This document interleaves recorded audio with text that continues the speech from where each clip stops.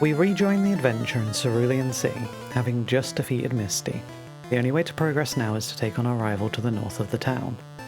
His team has been upgraded a little since we last fought him, opening with a Pidgeotto.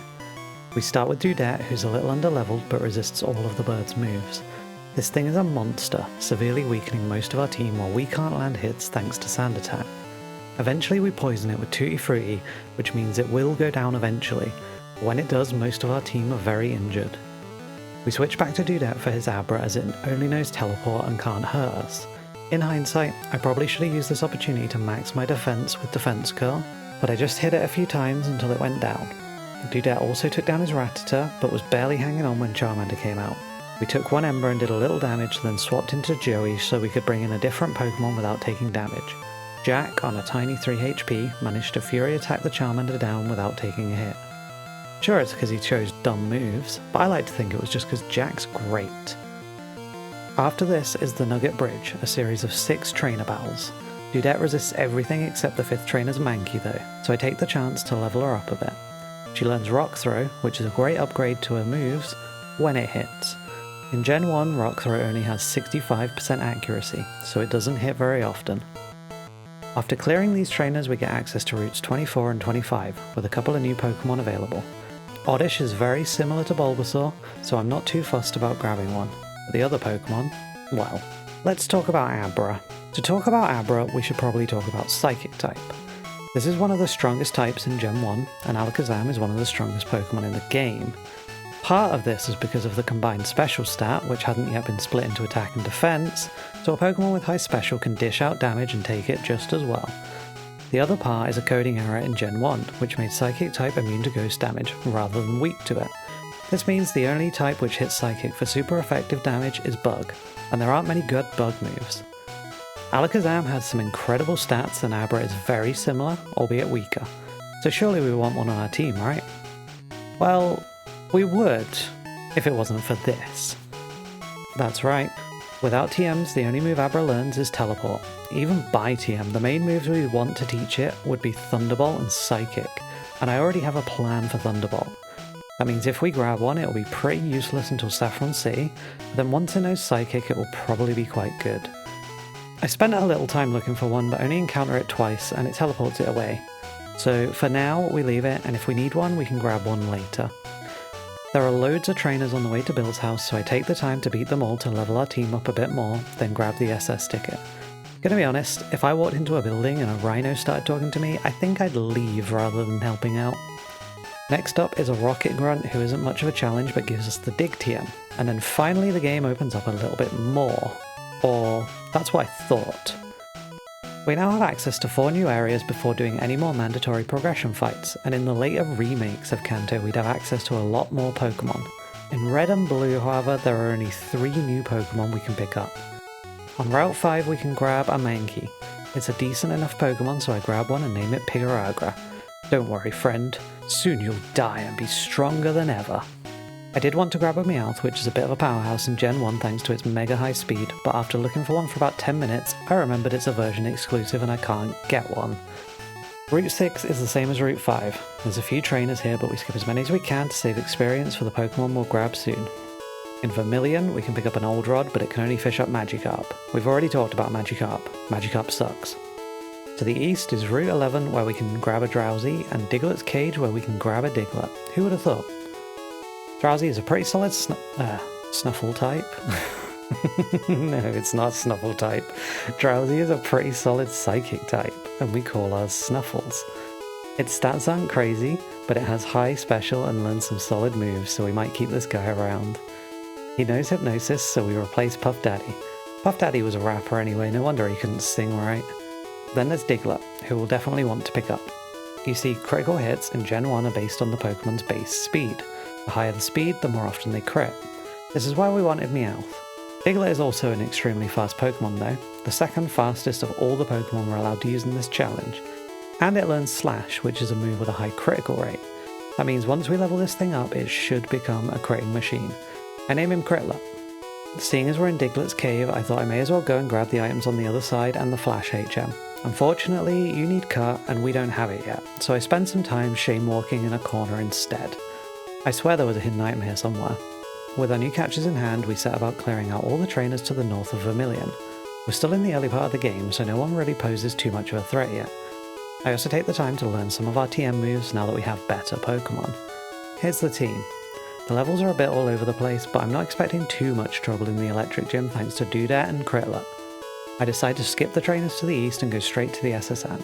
There's plenty of trainers to fight there and we want to grab all the items we can while we're aboard. Before we go, I stop by the Vermilion Pokemart and finally we can buy Super Potions. Now, I won't say the boat is difficult, none of the trainers pose any real challenge, but we are fighting them with a very underleveled team outside of Diglett and Tutti Frutti, so it is a slog. After most battles, we may as well go back to the Pokemon Center and heal because everyone takes tons of damage and there's no way to heal on the boat in Gen 1, so it takes even longer. It's worth the effort though. We pick up tons of items including the TMs for Rest, which might be useful later, and Body Slam, one of the best moves in the game. Our team also learned some new moves, including Confusion on Snuffles, which finally gives us something to use on Poison types, and Dig on Diglett. Dig in Gen 1 is Earthquake. No, seriously, they're the same power. That means we go from struggling to take down a Nidoran to one-shotting everything on the boat. It's literally night and day from a single level up. Onto my evil alter ego. He's pretty easy. We opened with Diglett because I forgot to swap my team around, so we have to switch straight into Diglett.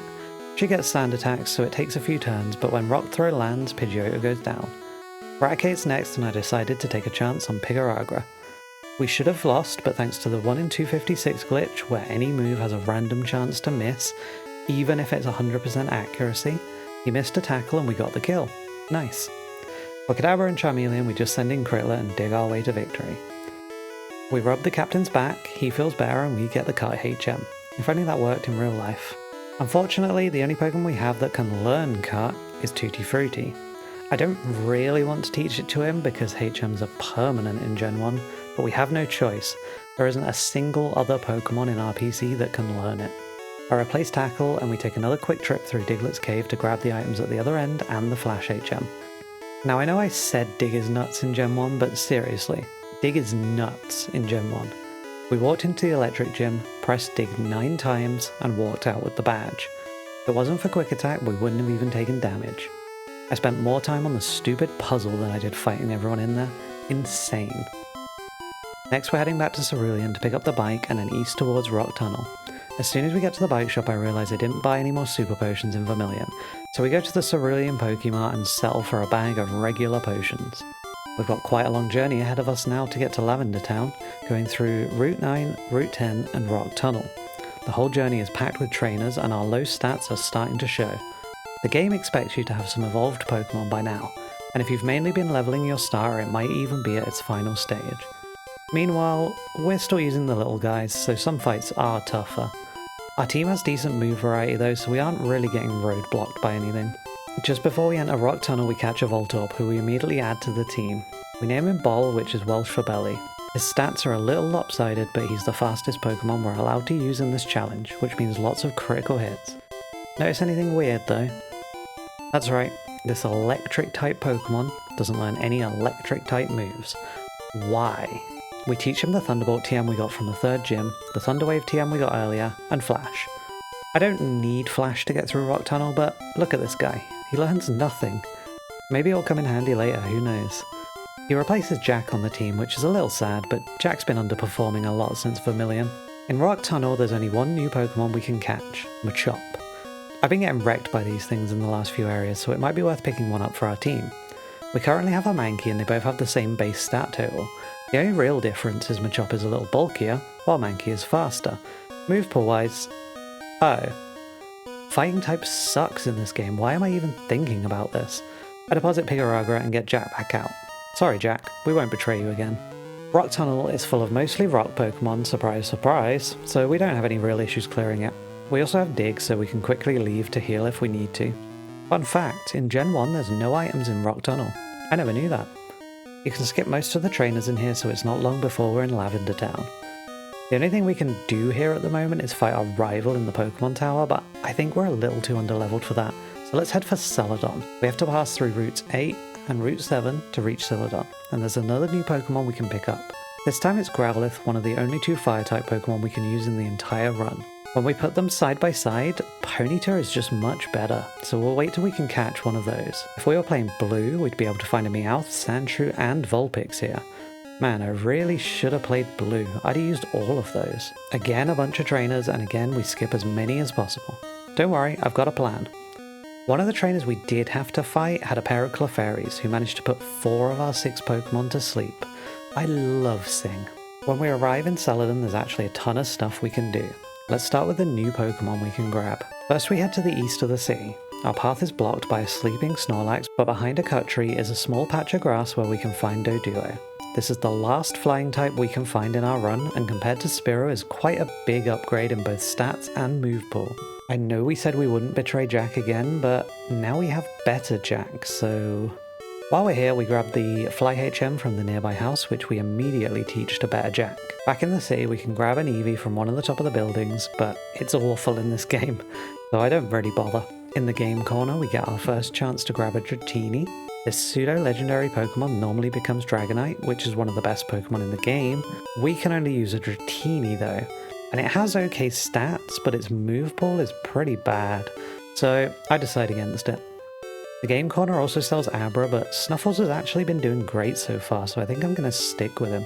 Next up, items. In the department store we get access to a bunch of new TMs which can really help us upgrade our team.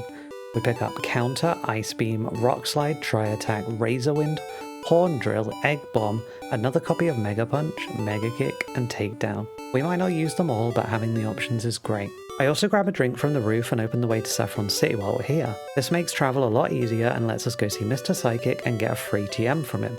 Can you guess which one? We head back to Celadon and start upgrading our team. I replace Dudette's Tackle with Mega Punch. Sure, it can miss, but it's a big power upgrade. Better Jack learns Takedown for now, but we'll replace that later. I'm not really a fan of recoil moves. Snuffles is the lucky recipient of Psychic, so he's on the team for good now.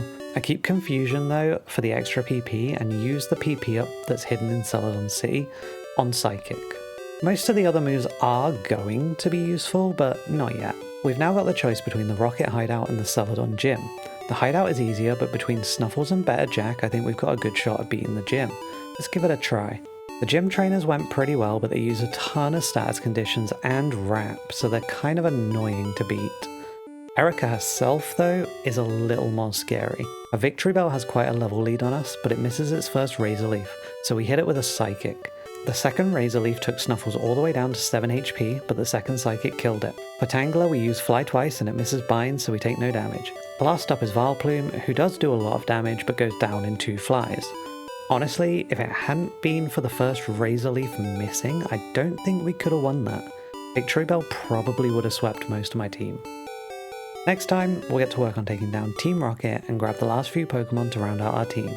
Hope you enjoyed the video and keep your eyes peeled for part 3.